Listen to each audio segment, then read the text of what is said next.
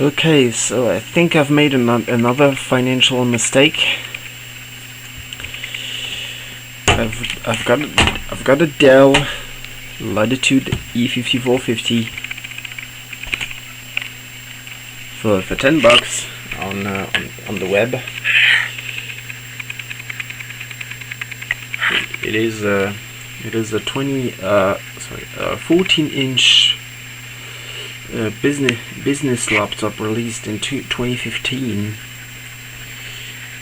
and my unit needed some repair, but for the moment it is fully functional. As you can see, I've got it running Windows 10 22H2. Hang on. I'm gonna open the info. My unit has a Core i5 5300U. Focus. 4 gigs of RAM and a 512 gigabyte SSD, which I bought on my own. I ordered 8 more gigs of RAM, so I'm gonna boost it up to dual channel 8 gig, to a dual channel set of 8 gigs. So it's gonna be at least a little bit more snappier, because honestly 4 gigs of RAM is pretty useless these days, unless you like suffering. And it has a fully function. If we go around, it has a fully functional 51 watt-hour battery,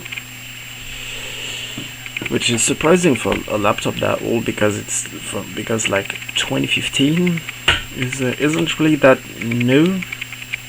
So as for the port, it has a security card, cooling vent, 3.5mm headphone jack, Kensington lock. On this side we have Dell 65 watt-hour battery charging connector, USB 3.0, HDMI, another USB 3.0, VGA, gigabit Ethernet, and on this side it has another USB SD card,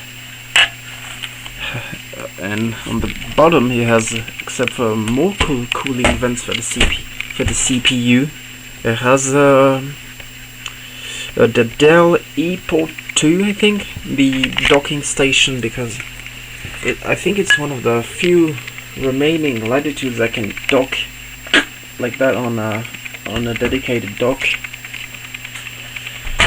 to use it basically like a Nintendo Switch. And if we open it, you can see the backlit keyboard, a pretty cool thing, and you can adjust it with the keystroke function F10. Although it only has three modes: off, dim, bright, off, off, dim, bright, off, which is not a whole lot, but it's still better than nothing. For night owls like me, it is a pretty enjoyable feature to have a backlit keyboard, especially compared to like these ThinkPads that of the time that only had the ThinkLight, little light on the top, where you had either a keystroke to enable it, or a little light, or a light button you had to push, like HP EliteBooks. But though it is pretty cool nonetheless. Unfortunately, I don't have the fingerprint option, but honestly, it never worked for me on laptops, which is a big shame. And still, for the price I paid, I'm not gonna complain. And of course I have my usual suite of apps like the Office, Raw Therapy, Weebshare, all that kind of stuff.